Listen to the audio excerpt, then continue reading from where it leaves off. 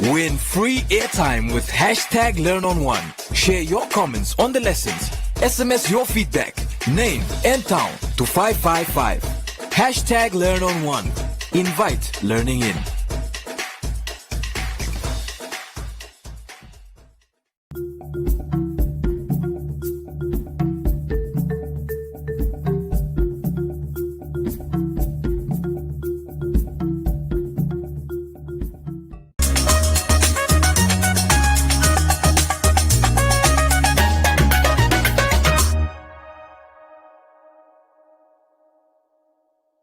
Yeah, so, when I started my career, and even now I've got side hustles, and I do encourage everybody to have side hustles. You heard it here first, guys. So what were my side hustles? I think when I started off, I started moderating exam papers at the Polytechnic. That was my first side hustle. 99 FM, your inspiration station. Very few people in this world I can say inspire me. Just very, very, very few people, especially professionally. And today's Royal Hustler is one such human being, and she is just kicking ass, taking names, just on top of the world, really, if you really think about it. She is a qualified lawyer, a banker, and a businesswoman. She goes by the name of Mercia Gaisis, currently serving as the Chief Executive Officer of Standard Bank Namibia Limited. Now, getting straight into it, very, very curious. We know where you are right now, but we want to know the backstory. Tell us a bit about yourself. Where were you born? What was your childhood like? So I was born as the youngest of 7 children. Hi. In a village, Kalkveld. You know where that is? Yeah. Okay. If you know where that is, then it means it's a place that exists, right? Yeah. So, yeah, that's where I have grown up until I was about 5. So I started joining my father at school when I was 2 years old. He was the school principal in that little village. And by the time I got to 5, I kind of knew the pre-primary syllabus like out of my head. So he had sent me to another school. Right. To start my formal education there. And it was in Uchu, between Uchu and Kamanyap, there's a little small Catholic place called St. Michael's. And there I've gone to school with predominantly son children from the nearby farming community. So that's what the school was founded for. And I had spent my barefooted childhood there until I was about 12. Then I came back to Ochivorongo. I joined Ochivorongo High School. And I think that's where I reinvented myself and found a world much bigger than I had anticipated, and got to know about the existence of universities and studies after school. And all of these children that had gone to school with me, they had aspirations of going to Stellenbosch. Obviously, I didn't go there in my first stint because my parents were retired by the time I had completed high school. So I had to start my career at the University of Namibia. I went to study law, and not because I had known what I wanted to do, but just because I pitched up there and there was a space, and the registrar said to me, you can choose whatever course you want to do and I'll register you. And that's how brilliant kind of my grade 12 marks were. And I ended up in law. It was not something that I had a vision for or dreamed about. And even the role that I'm fulfilling today is not something I had envisioned or had known could be a possibility. Yeah. But just doing what I do every day to the best of my ability, giving it my best, and having no regrets, whatever the outcome is, actually led me to kicking ass and taking names, definitely. Now, Mercia, did you ever have a side hustle? I mean, looking at where you are, what did you do on the side, or did you have anything that you did on the side? Were you the proverbial hustler?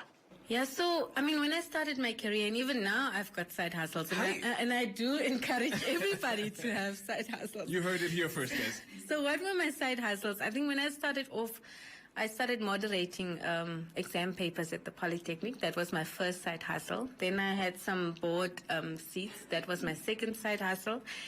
And then when my job became more and more hectic, I thought to myself, I needed a side hustle that was a bit kinder than what I do for a living. So my side hustle is farming. So I plant vegetables, and I plant them myself. So I've got this nice lettuce-producing little plant on the farm, and I've got a dairy small dairy set up there. I've got 10 dairy cows, and I make cheese and butter. Hi. Yes, and that's how I try and do my side hustle. And I also encourage all my employees and everybody that ever works with me knows that they should have a side hustle, because it just broadens your horizon. It gives you an opportunity to have intelligent conversations with your clients, because if you're just coming to work and you've got no other additional perspective or knowledge on life, how do you really conversate and how do you influence? Wow, that is very, very inspiring. Looking at motivation, Messia, you know, with what's going on in the world right now and just life, and we knowing that it happens to all of us, you know, what motivates you on a daily basis? What gets you up and about? Purpose. I think that's the one thing, and the reason why I am so well attuned to working for Standard Bank is because of that purpose, and the purpose statement being Namibia is our home, we drive her growth. And in my entire career, it's really been about purpose. And what is my purpose? My purpose is to make an impact. So in everything that I do, I am inspired by impact. I want to go out there and make a change, touch people's lives. So I'll give you an example. When our customers come to us and they apply for a loan, it's not really the loan that they want. It's a purpose that they want to fulfill with that facility that they're asking for. If they come and ask for a transactional bank account, it's not really just the bank account, it's a purpose. And so I'm really driven by purpose, and I've also been able to make that significant impact when I was working for Old Mutual and succeeded my career on a daily basis, because my role gave me an opportunity to build schools, build hospitals, build roads, build big centers and shopping malls, and this is really what I wake up to every day, is to make that big change. Now I understand. Okay, so we're going to take a quick break, Mercia, and when we do get back, we're going to continue this very enlightening and inspiring conversation with Mercia Gayses, who is the Standard Bank CEO currently. Welcome back. We are in conversation with Mercia Gayses, the Standard Bank Namibia CEO, talking to us about her story, her journey, and where she's headed to. It's very important, you know, for one to be able to stay on top of their game. Again, just to go back a bit further, or go back a bit, you know, life happening to all of us. How do you stay on top of your game? I mean, for those that are listening, or for the benefit of our listeners, can you share some tips for young people listening in today as to how you, Mercia, stay on top of your game? Yeah, so I think you may have seen this tagline that we have launched at Standard Bank, saying it can be. Yeah. So how I stay on top of my game every day is a quote that I'll share with you from Ali, Muhammad Ali. He says, impossible is just a big word thrown around by small men who find it easier to live in the world that they've been given than to explore the power they have to change it. Impossible is not a fact, it's an opinion. Impossible is not a declaration, it's a dare. Impossible is potential. Impossible is temporary. In fact, impossible is nothing. And this quote leads me every day to deliver at Standard Bank and to stay on top of my game, aligned to that tagline that says it can be. It can be. And we all go out there and approach the world with a mindset of possibility. And that is how I stay on top of my game. Look, Ne, if by the end of this conversation nobody's inspired, I don't know. I really don't know. Like right now I'm just... Yeah, I mean, so Standard Bank Namibia has invested immensely in a plethora of community projects, community campaigns, just to name a few. Buy a Brick, the project, as well as the Continental It Can Be campaign, which now you touched a bit on. Why does the bank invest in these kinds of projects? Because it's aligned to our purpose, that Namibia is our home, we drive her growth, and that means inclusive growth, and we are very cognizant of the communities in which we operate and the needs that they have, and our responsibility to make sure that we continue supporting and uplifting those communities. So we have selected key impact areas as Standard Bank in which we would like to make a sustainable impact, of which housing, healthcare, education, climate change, amongst others, is some of the key impact areas. And we've gone and invested in a very interesting project with MIT University in the States, where we've now got a premise at Brakwater, and we are actually planting mushrooms. And from those mushrooms, we will be researching building materials that will help us to deliver on our BioBrick purpose. Right.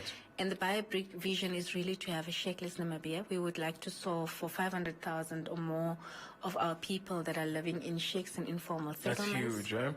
That's And massive. that is what we wake up to every day. So what is money worth if it really can't buy you anything? Like we've seen in the COVID, in the depths of the COVID crisis, we've realized that it doesn't matter how much money you have. If that money can't buy you what you need at that particular point in time, it's worthless. And that's what we set out to do, is to say we will take part of our profits generated every year and reinvest in the community to make sure that money can buy quality of life, and money can actually enhance people's lives and not just exist. Right. Look, Marcia, I can clearly talk to you all day because your story is so inspiring. But before we let you go, what does the future look like for Standard Bank? But most importantly, what does the future look like for Standard Bank with you at the helm? We're quite excited about the future of Standard Bank, and I saw there on your wall when I came in a statement that says, what are we going to do with all of this future? Yeah. And it inspired me because we've got a vision of really delivering on our purpose, making sure we've got the most significant impact in the impact areas that we've selected, but also that we take our people, our employees on this journey with us, that we can give them proper future-ready skills, and that we can establish ourselves as a future-ready platform business in the country as opposed to just the bank. So the future at Standard Bank is aligned to our goal of being more than a bank. And lastly, Marcia, we want to know, what's the future for you? What else? What's next? What's the next big step? President, maybe? So the jury is out on me. I've just qualified now to play in this game. So Right. I've just started my journey as Okay. chief executive. And when I talk to more experienced chief executives and they tell me how successful they've been, how long and great their journeys have been, then I shoot out a quick prayer that says, I wish that in 5 years my conversation can also be that this journey has been long and hard, but it's been great, and this is how far we've come. So I'm really focusing on the next 5 years in my role, Yeah. and that's my next. I know The jury is out, yeah. I'm pushing it a bit. If there are young women, even young girls listening to you right now, what's that one thing you'd want them to take away from this conversation? You can do it. If I can do it, you can do it 10 times better than I can. You just need to believe in yourself. Right. Go out there with a mindset of possibility. And if Alice Code is anything to live by, take it with you and just go out there and do it. Ah, beautiful. Marcia, this has been an absolute inspirational conversation. Thank you so much for your time. And we're wishing you all the best from Sibo and Mo in the morning. Thank you so much for joining us. Thank you so much for starting my day on such a happy note. There are lots of happy people. That was Marcia Gases, the Standard Bank CEO, talking to us about inspiration, her story, where she's at, where she's headed to. And if anything, inspiration all the way. Thank you very much. Thank you so much for having me. Dear teachers, we know all the hard work you put in every day to make sure our kids get the best education possible.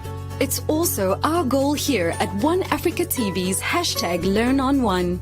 That's why we bring free quality supplementary lessons that are 100% Namibian, compliments of NMH's MyZone. Lessons include early childhood development programs and primary school lessons. These air on One Africa TV every weekday from 9 to 11 a.m. with repeats from 2 to 4 p.m. There's so much to learn with #LearnOn1. Invite learning in.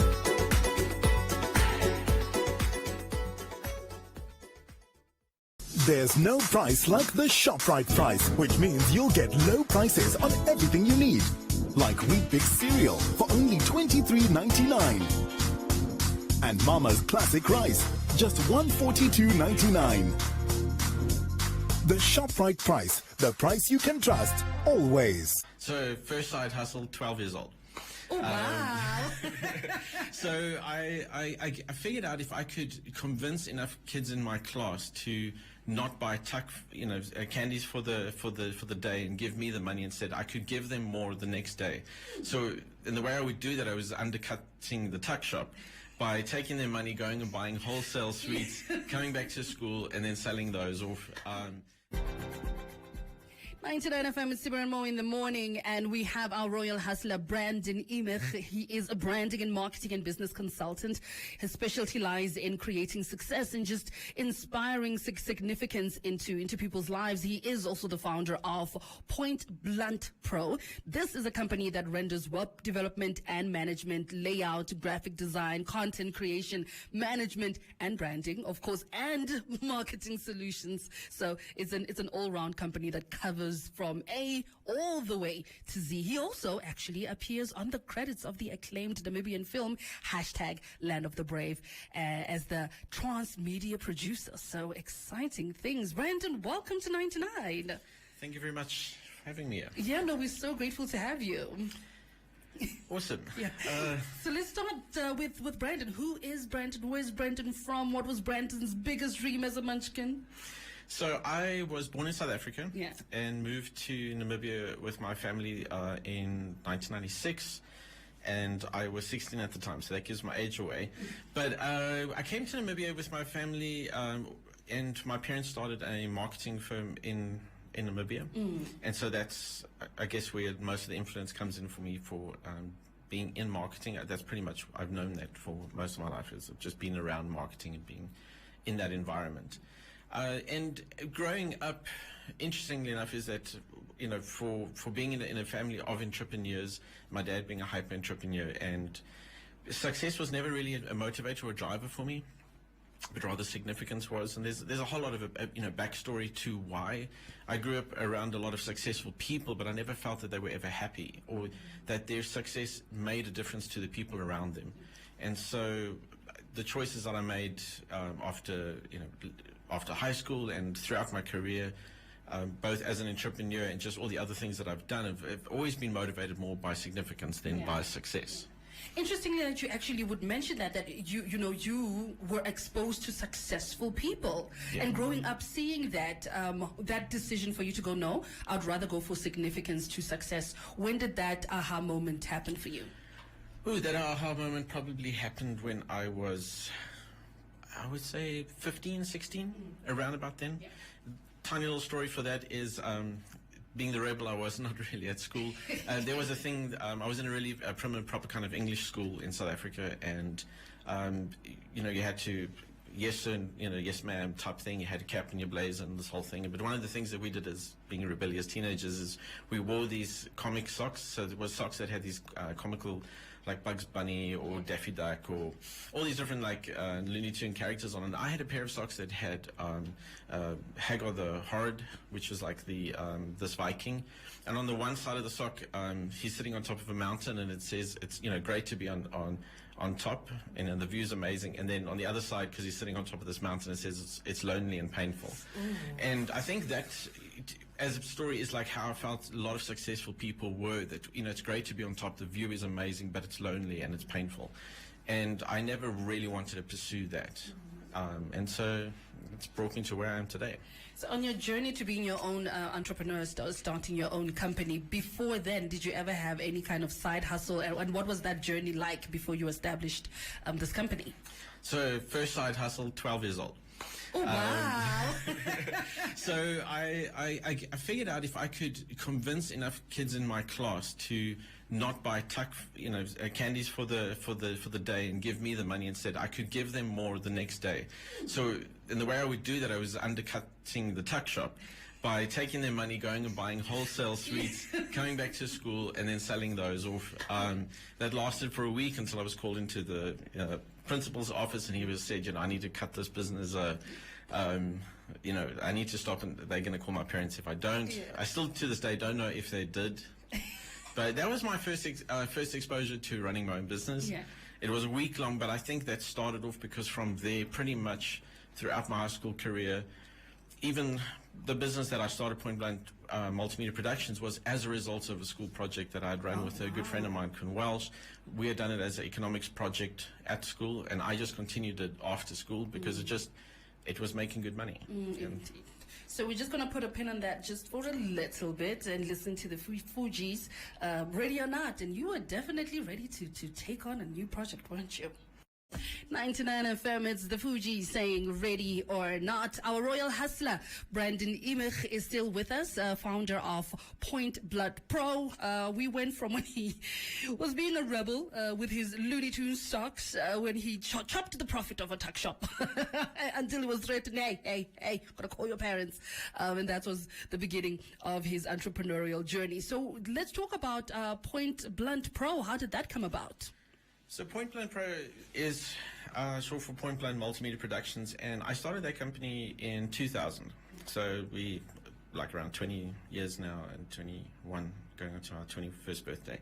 And it started off as a result of a school project, as well as just my interests outside of that. It started off mainly as being like a DJ services. So we started DJing at weddings and doing filming and lighting and all the multimedia stuff around events. So we started doing corporate events, and then kind of just as things snowballed from there, we saw opportunities, took those opportunities, grabbed those opportunities, made the most of them, and then started expanding out the business from doing not only just live events. We started doing studio work, so we set up a recording studio for that. Then we realized that a lot of the work that we were doing for corporate clients also meant that at that time not a lot of people were on social media or on websites, so we set up our studio to then start doing things like websites, start doing social media management, and then just things like started added onto that. So as we saw opportunities, we realized that the scope that we could expand on was out there. We would grab these opportunities, and my business partner and we would have the saying that if not, why not? Like, we weren't going to put ourselves into a box and say that we could only do multimedia productions, and this only meant we could do AV and maybe some, recording stuff. We decided that we would take on whatever challenge we could. And we would take on, like, when Steve Jobs says, if somebody offers you, it's Richard Branson or Steve Jobs says, if somebody offers you a job and you just say yes, and then you learn afterwards, then you decide, that's what we would do. So many times we would be asked, can you do this? And we would like, yes, we can. We'd go back afterwards and sit in the office and go like, how are we going to do this? Yeah. And this was like pre-Google days. So, now it's so much easier. Now if somebody offers you how to do something, you can, take a Udemy course, you can go and find a 10-point tutorial. And so today, in terms of growing business and business development, is that all the tools are available to anybody to be able to do that. And how you even found yourself in hashtag Land of the Brave? So that, I think, was through, I knew the team, Dave Bernardi and the rest of a lot of the people that were involved in the project I'd known from our AV days. And so when we had too many clients, we'd sometimes spill over clients to them, or we would get some of their clients if they were too busy. And so it was just out of relationship. And so when they were starting to shoot the film and all that, I then came in and started activating their social medias, and then we would take all the behind the scenes footage and we would make social media posts out of that, and that's where I came for that. So, nice. And that was an exciting project to work on, to see Namibia take on a project like that and then be able to put that out in such a unique way. I think it was such a unique film for what we've seen traditionally come out of Namibia from film. No, it was quite a huge milestone for us as Namibians, especially in the cinematic landscape. I know that you're also a passionate public speaker. Any advice for anyone who's listening in who wants to pursue this avenue, because it's not an easy road to travel in. No, it's not, and I also don't think it's for everybody, but I do think everybody would benefit from being able to do public speaking and to do it well. There's enough evidence from research as well as just from testimonies of people that if you are able to speak well publicly, it will grow your business, it will grow your career, it will allow you to be unique in what you do, your skill set, you can communicate better, you can grow your opportunity and your exposure. As well as then from a personal branding side, if you can do public speaking, it allows you to communicate publicly better and grow your own brand. So advice that I would give is consume as much content around the the topics that you want to speak about, or the passions and the interests that you have, consume massive amounts of content. By that, I don't necessarily mean YouTube videos or Instagram posts. I mean, like, you know, watch other speakers on that subject, read as many books as you can, watch documentaries, watch interviews of people that are in that industry, consume as much information, because public speaking is about showcasing a small portion of what you have already learned. True. Or what you've already experienced. And the more that you have learned, the more knowledge you have, the more experience you have, the better you'll be able to speak about it.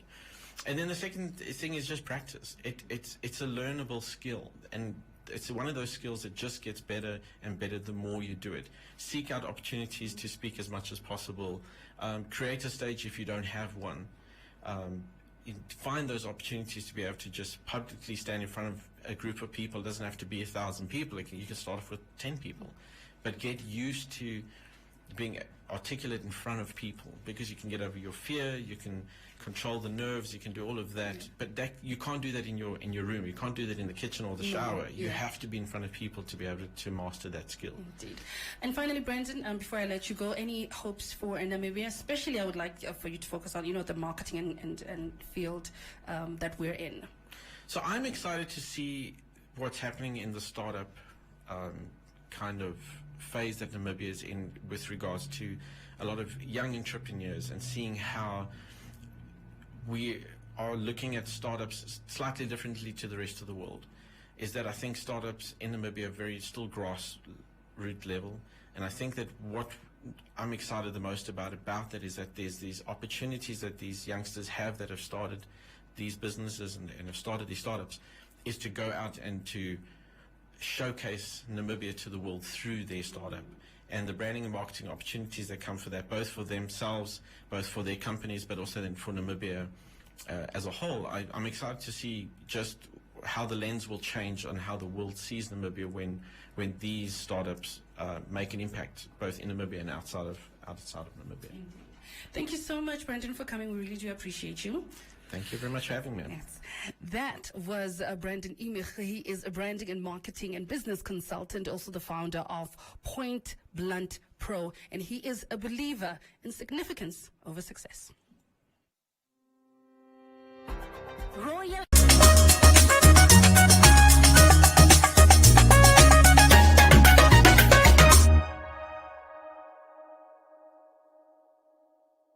Hello, my name is Lara Solomskutsia, and this is my message to you.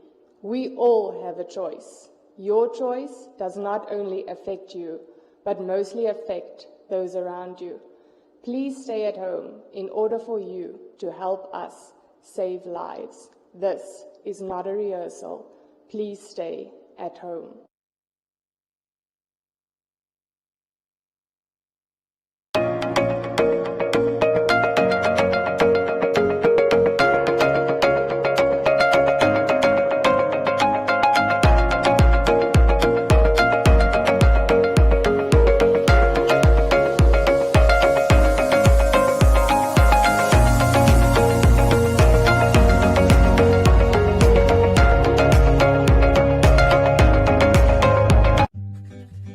Prevention is important. Help prevent the spread of illness and keep yourself and others well. Hand washing is one of the most effective ways of preventing the spread of germs. Wash your hands regularly with soap and hot water, scrubbing your hands thoroughly for at least 20 seconds. Hand sanitizers can be used but are not recommended as a substitute for hand washing. Use sanitizers in addition to hand washing or in a situation where soap and water are not available. To avoid spreading germs, limit sharing of personal items such as utensils, cups, and dishes. Your skin acts as a barrier to germs, but your eyes, nose, and mouth are more vulnerable. Wash your hands thoroughly before touching your face, eating, or drinking. Avoid physical contact with others, including handshakes, fist bumps, high fives, hugs, and kisses. Social distancing is deliberately increasing the physical space between people to avoid spreading germs. While regulations may vary by country or area, the best guideline for social distancing is to maintain a distance of 6 feet from others. Germs can travel through the air from one person to another. If you sneeze or cough, do so into a tissue or the inside of your elbow to prevent the spread of germs. Avoid contact with ill individuals and insist they isolate themselves until they have recovered and are symptom-free. Clean and sanitize frequently touched common surfaces and high-traffic areas in your home and workplace several times a day. Share these guidelines with others and help prevent the spread of illness and maintain a healthy environment. An ounce of prevention is worth a ton of cure.